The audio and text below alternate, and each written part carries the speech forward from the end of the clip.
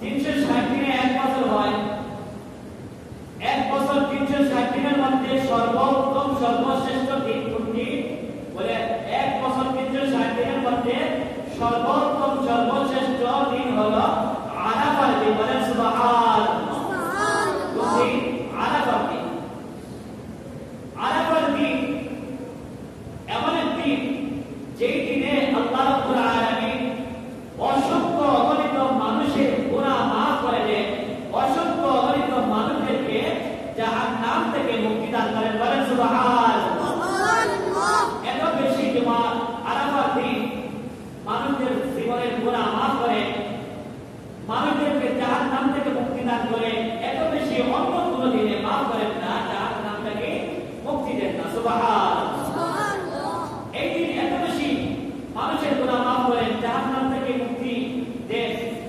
এই গুনাহ মাফের দিকে শয়তান লাঞ্ছিত হয়, শয়তান আফসোস করতে থাকে, শয়তান মাথা মারতে থাকে, শয়তান কান্না করে আর বলে হায় হায় মানুষের জীবনের গুনাহ মাফ হয়ে গেল, মানুষ জাহান্নাম থেকে মুক্তি পেয়ে গেল। কারণ শয়তানের কাজ মানুষদেরকে গুনাহ কাজে লিপ্ত করা, মানুষদেরকে জাহান্নামে বানানো। ইন্নাশ শাইতানা লাকুম আদুউম মুবিন। শয়তান মানুষের প্রকাশ্য শত্রু, মানুষদেরকে গুনাহ থেকে ধাবিত করে, গুনাহ কাজ করার জন্য আহ্বান করে, নেকির কাজ করতে দেয় না। এই শয়তান সেই দিন অপমানিত হয়, লাঞ্ছিত হয়, অপদস্থ হয়, বেইজ্জত হয়। শয়তান কান্না করতে থাকে। বলেন সুবহানাল্লাহ। এই দিন এত ফজিলতপূর্ণ দিন, হাদিস শরীফের মধ্যে আছে রাসূল কারীম সাল্লাল্লাহু আলাইহি ওয়াসাল্লাম বলেন সিয়ামু ইয়াউমি আরাফা আহতাসিবু আলা আল্লাহি আন ইউকাফিরা সানাতাল্লাতী ক্বাবলাহু ওয়া সানাতাল্লাতী বা'দাহু। আরাফার দিন যে ব্যক্তি রোজা রাখবে, আমি রাসূল আশা করি ওই ব্যক্তির আগের পরের 2 বছরের গুনাহ আল্লাহ রাব্বুল আলামিন মাফ করে দেবেন। সুবহানাল্লাহ। আরাফার মাঠে হাজিরা অবস্থান না করলে হজ হয় না, হাজিরা আরাফার মাঠে অবস্থান করাকেই হজ বলা হয়। বলেন সুবহানাল্লাহ। এই দিনের বিশেষ একটা দোয়া আছে, এই দিন হলো দোয়া কবুল হওয়ার দিন। প্রত্যেক নবী রাসূলগণ, এমনকি আমাদের নবী, বিশ্ব নবী, শ্রেষ্ঠ নবী নবী করিম সাল্লাল্লাহু আলাইহি ওয়াসাল্লাম এই দিনের মধ্যে একটা দোয়া বেশি বেশি করে পাঠ করতেন। বলেন সুবহানাল্লাহ। বাকি হলো লা ইলাহা ইল্লাল্লাহ ওয়াহদাহু লা শারীকা লাহু লাহুল মুলকু ওয়া লাহুল হামদু ওয়া হুয়া আলা কুল্লি শাইইন কাদির। সবাই বলি লা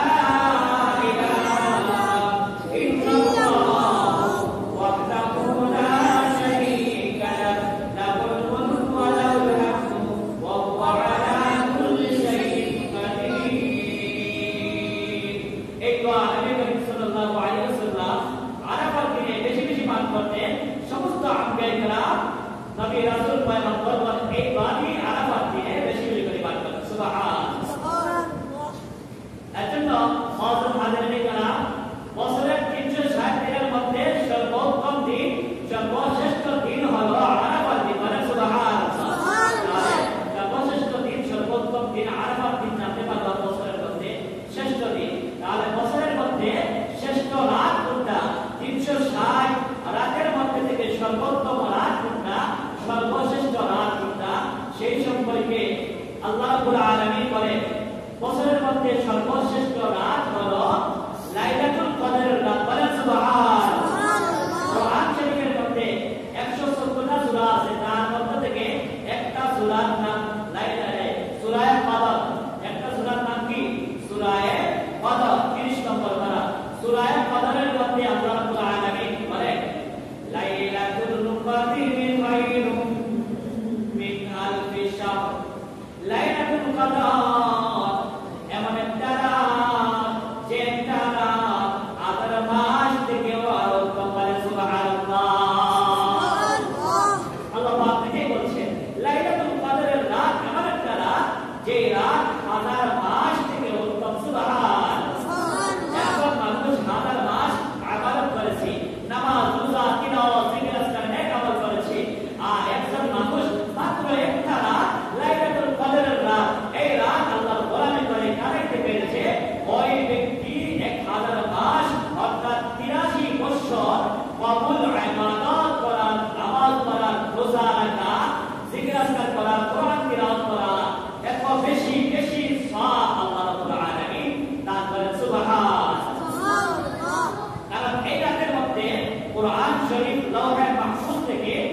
দুনিয়ার আসমানের মধ্যে নাযিল হয়েছে অবতীর্ণ হয়েছে বলেন সুবহান সুবহানাল্লাহ বাল হুয়া কুরআনুম মাজিদ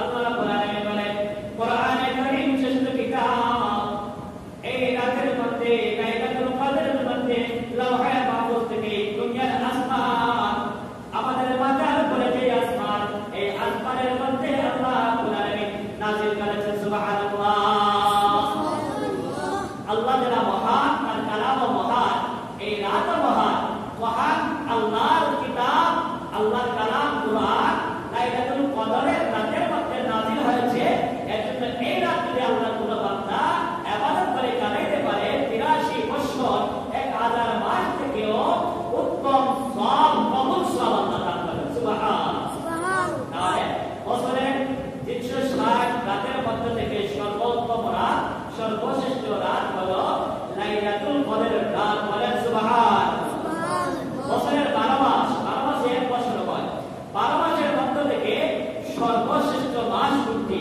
সর্বোত্তম মাস কোনটি বলে 12 মাসের মধ্যে সর্বোত্তম মাস হলো সর্বশ্রেষ্ঠ মাস হলো রমজান মুবারক রোজা মাস বলেন সুবহানাল্লাহ এই মাসের মধ্যে কোরআন নাযিল হয়েছে সুবহানাল্লাহ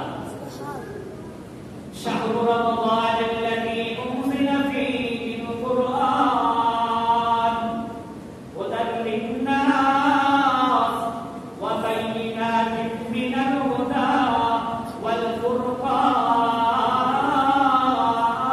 والفرقان الله رب العالمين شهر رمضان এই রমজান মুবারকের মধ্যে আল্লাহ কোরআন নাযিল করেছেন সুবহানাল্লাহ কোরআন আল্লাহ তাআলা মহান কোরআন মহান এই কোরআন মহান কিতাব মহান মাস রমজান মুবারকের মধ্যে আল্লাহ নাযিল করেছেন বলেন সুবহানাল্লাহ 12 মাসের মধ্যে শ্রেষ্ঠ মাস কোনটি বলে রমজান মুবারক রোজা মাস এই রোজা মাস এমন একটা মাস কোরআন নাযিল হওয়ার মাস এই মাস মুমিন মুসলমানের গুনাহ মাফ হওয়ার মাস এই মাস মুমিন মুসলমান জাহান্নাম থেকে মুক্তি পাওয়ার মাস রমজান মাস মুমিন মুসলমান নামাজ পড়ে রোজা রাখে তিলাওয়াত করে জিকির আসকার করে নেক আমল করে আল্লাহ তাআলাকে খুশি রাখতে করে জান্নাতে যাওয়ার মাস বলেন সুবহানাল্লাহ রমজান মুবারক 12 মাসের শ্রেষ্ঠ মাস সপ্তাহ 7 দিনের মধ্যে শ্রেষ্ঠ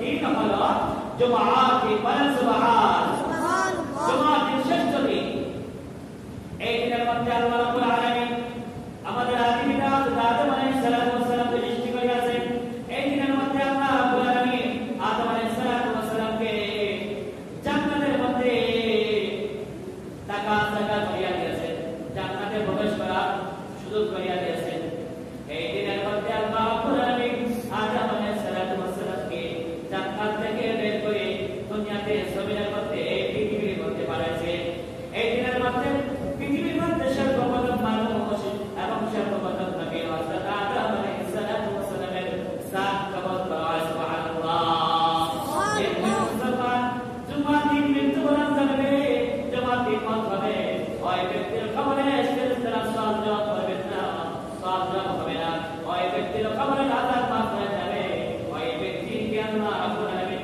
শহীদি মর্যাদা দান করবেন সুবহানাল্লাহ জুমা দিন যে সন্তান মা বাবা আমাদের কবর জিয়ারত করবে যে সন্তান মুসলমান পরমানের কবর জিয়ারত করবে ওই সন্তান জীবনের গুনাহ মাফ করে দেওয়া হবে ওই সন্তানকে নেককার সন্তান হিসেবে কবর করা হবে ওই ব্যক্তিকে নেককার আল্লাহর বান্দা বান্দীদের তালিকাভুক্ত অন্তর্ভুক্ত করে দেওয়া হয় সুবহানাল্লাহ